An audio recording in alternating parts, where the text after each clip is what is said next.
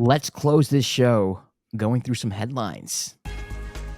All right, Kwab, real or fake news. Headline number 1, the Lakers might regret giving Austin Reaves the bag. Real or fake news? Fake news. Ooh. Fake news. I think that Laker fans are just are always quick to like. It's been 3 games? Like, yo, chill out.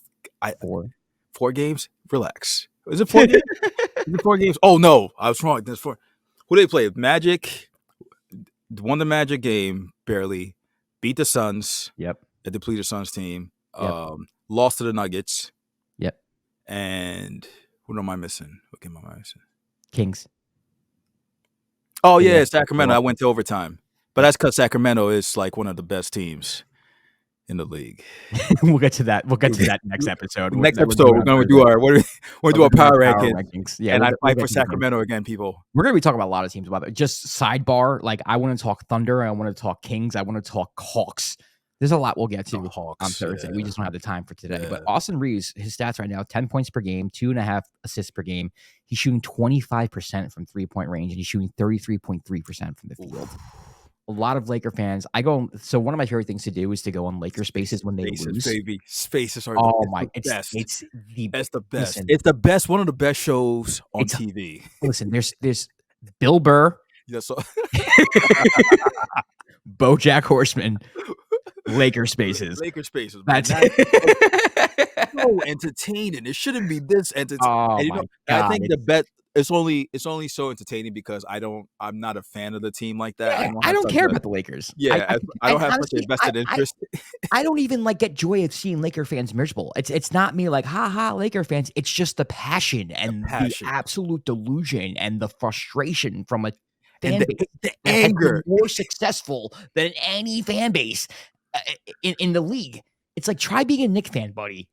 Try being a Knicks fan. Then be angry. So far, it's been I've seen that they shouldn't have signed AR. Cam Reddish is going to be out the league in 2 games. Well, he might be. Gabe Vincent is basically Kendrick Nunn 2.0. Bro, Gabe Vincent is shooting 7% from 3. I don't know what it is. He hit his first 3 of the year. Let's go. It's only 4. Like, give it some time. Give it some time. But also, he left heat culture. Yeah, he left heat culture. See what happens when you leave heat culture, people. Now, give it some. But also, I was gonna say during the Sacramento game when he fouled like Fox late, I was so confused. Yeah. I'm like, bro, what are you doing?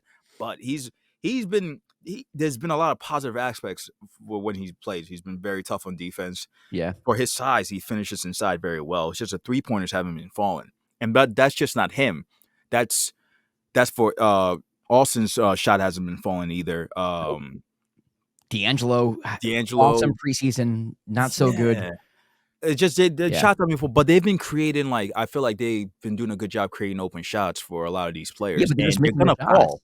They're gonna end up falling. They're not missing their open shots. Rory Hachimura is not getting playing time, which is weird, by the way. So there's a lot of rotation grievances in these spaces as well. They're not a team that can really beat you. Like, there's not someone I can give the ball to. Maybe LeBron, but there's not someone who can and just pull up. What? Like, you know what I mean? They don't have that game. They don't have that mid-range game. They don't have that in-between game. They don't have that off the dribble. Austin kind of showed that last year. Yeah. And I think they're kind of relying on that. And D'Angelo can do it every once in a while, but they don't really have anyone who I can really depend on to do that. They're an interesting team because if they're not hitting their open threes, I don't know how they're going to be good this year. And I think their backcourt has been a huge problem. Max Christie isn't getting minutes at all. A lot of Laker fans want him to get. Christian Wood has been playing really well for them, though. Defensively. Yeah. Also, that's one thing he's always gotten knocked for. But he played he was one of the people that really actually guarded KD well in the Suns game, and he's been playing well for them. People expected them to come out the gates and blow out the Nuggets because of all they were all the trash talk we've been hearing. Yeah, and it didn't happen. Nuggets were played like champions, and they struggled against the Kings, which is a team that just are younger and just run a lot, but. The one thing with the Lakers, even last year after the trade, was that they don't really blow out teams. You know what I'm saying? Every game always feels close. Yeah. When win or lose, it just feels like they don't there's not a lot of separation in the games. I don't know why that doesn't happen, but I just feel like Laker fans just need to relax a little bit. If this was like, if you guys are having the same issues and it's getting like in by like in January, February, maybe you need to ring the alarm. But it's like, it's been 4 games. Yeah, I agree with you. It's been 4 games, so I'm going to say fake news on this. I don't think that they regret giving Austin Reaves the bag, because to me, Austin Reaves, he has a knack for the game. I think you can tell the IQ is there. I think he'll figure it out. I do think there's a lot of pressure. I mean, a lot of people are like, oh, the new big 3 with the Lakers, Austin Reaves is the 3rd guy, and it's like, all right, relax a little bit. You know, a lot of people have crowned this man, you know, to be a part of a big 3. I mean, even on First Things First, I think Nick Wright or someone said, I don't want to say his Nick, it might not have been Nick Wright, but it was one of the Fox Sports personalities that were just basically like, I'd rather have Austin Reaves as my 3 than Bradley Beal. It's like, that's. I mean, I get in the context what you were saying was basically just like, yeah, because of how he fits the team, it's not so much better than him, but that's still like you're wild. A statement. Yeah, you're wild. You're tweaking. I'm gonna say fake news. I'm gonna say fake news. All right, headline number 2: Steph Curry is the early season favorite for the MVP. Bob, I don't know if you've watched any Warriors games this year. I assume you have. I mean, they've been all over national TV. But just some stats right here. Steph Curry's averaging 33.5 points per game, 4 assists a game. But check this out: 55.8% field goal percentage as a guard, which is insane. 47% from 3, an effective field goal percentage of 71.4. Damn, this is insane. I mean, it's Curry though. Like, I know it's Steph, but it's like, it's are we really shocked? Like, are we that shocked? I'm not shocked. Here's what else. I'm a bit surprised because to me, as you know, I said the Warriors are fugazi to win the championship. I did have them ranked pretty high to start the season as far as the teams were concerned. And to me, I would think, well, if you were to tell me, well, the Warriors are going to win the championship this year, how is that going to happen? For me to be like, well, Steph had to turn back the clock in 2016, like those type of seasons. Clay would have to be healthy, Dre. But from a Steph Curry standpoint, he would have to turn back the clock. Well, the motherfucker has to turn back the clock. You know? Like he's played and it's 4 games. So he's played unbelievable, bro. I watched the Pelicans Warriors game thinking, oh, this is a back-to-back. Like, you know, he's in his mid-30s now. He might not have the legs. No. He has the legs. 40. He has the legs. He has wild, bro. So I know it's 4 games. I know it's stupid and dumb to talk about early season favorite for MVP, but I'm going to say this is real. I don't think this is fake news. I think if I were to vote today for the first 4 or 5 games of the season, the Warriors sitting at 3-1. I know the Nuggets are undefeated. I know the Mavs are undefeated, but just the way how impressive he's been, the shot making that he's been able to display the first 4, it's unreal, dude. So I would have him probably as my MVP right now. Yeah, you could justify giving him the MVP. It's Steph, man. It's like, look, we had that discussion the last episode about the Clippers and the Warriors, and we used an analogy of like people different names or of whatever. Yeah. And the whole thing is like, when the point I was trying to make when it comes to the Warriors is like, it's old reliable. The man's consistent. His shooting is never going to go away. Like, that's the one skill he has that's never going to go away. And even last year, even when they were struggling, before he got hurt, he was having like an MVP type season, and then he went down. Like, he always starts off the year strong, from what I remember. Like, he started the year off strong, was having an MVP like type season, and then he got a little bit dinged up. Yeah, this doesn't shock me. Man's Curry, man. Like, it's like, of course he's gonna. Yeah, if he goes for 65 tomorrow, like, am I really gonna be here just to be like, oh, can't believe this happened? So, man, he's so inspirational. He's so inspirational. Like, yeah. look at Curry, so inspirational. Yeah, like, I mean, it's what he does, bro. So it's like, it doesn't surprise me. Like, now, if they, because of the team and like the question marks we have about the team, might they hit some speed bumps along the way? Yes, it's very possible. Yeah, but the team goes as he goes. Yeah. So, like, yeah, I could see him being the top MVP candidate moving forward. So I'll go with real news. Let's move on to the last headline. Headline number 3: the Denver Nuggets are a mile high above the rest of the league. You like that, right? Yes, yeah, that's nice. Nice bars.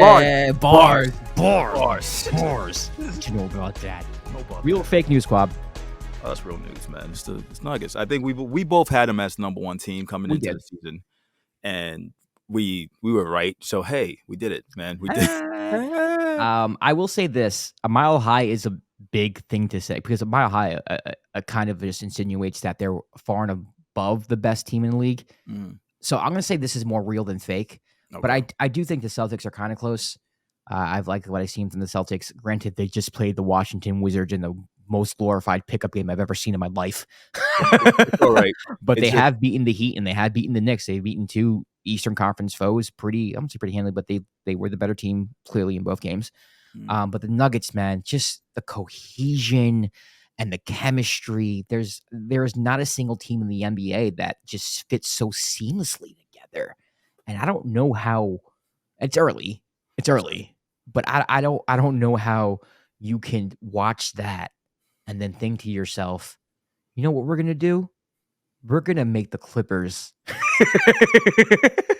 the odds-on favorite to win the NBA championship after they acquire a man who's quit on his 3 previous teams. Okay, I'm not even gonna talk about. I'm not talking about the quitting.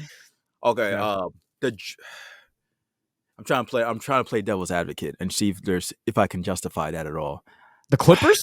The Clippers, like, no justification. Don't even. There really is no justification. Okay, what was the one thing I'll say? Okay, the one thing, and by the way, I don't believe this. I'm just disclaimer. I'm just playing devil's advocate. Right. The one thing always people make about beating the Nuggets. One thing they always say: put Jokic in the pick and roll. Yes. You pick up James Harden, and what does he do best? Yeah, but like, who are you gonna? I get what you're saying. That makes sense to me. Do I believe what I'm saying? No. I'm trying to understand why they. And for the record, Jokic was actually pretty decent defensively in the playoffs last year when it mattered. Yeah, but it's like it's to me. I always say this: NBA trades, right? When they happen, it's not a video game. It's not 2K. It's not plug and play. A lot of stuff has to go right for it to go right. Yeah. And a lot of stuff has to go right for you to like make the playoffs, to win in the playoffs, and to win a championship. Right. When you have a team like the Nuggets are just constructed what feels like perfectly with a perfect starting 5, bench players that know their role, an offense that's predicated on movement and passing and shooting, like they seem to check all the boxes that you'd want in a winning team. It's hard for me to be like, well, the team that's kind of like that's always been disappointing every time the playoffs roll around. We just added another player, the player that's always disappointing every time the playoffs roll around. That's the team that's gonna win. They're better now. Now it could happen. I'm not saying it can't happen because whatever, like it could work out. But it's just, to me, it's so weird. Like you really putting them above the Nuggets right now. And even like you said, even above the Celtics, because the Celtics have looked good, regardless of who they play. They've just defensively they've looked good, offensively they've looked good. So, and when you look at a team like the Celtics, the pieces fit. It's made more sense. Yeah. Now, I don't know how that's going to look. We don't know how it's going to look with the Clippers. It's so like saying you're above people. Like I still don't understand. I don't understand how the sports book are like, you're going to be over the Nuggets. That's crazy to me. That is wild. That is so wild to me. If you are a gambler, if you want to take a future bet, take it right now for the Nuggets because this is the best price you're ever going to get it.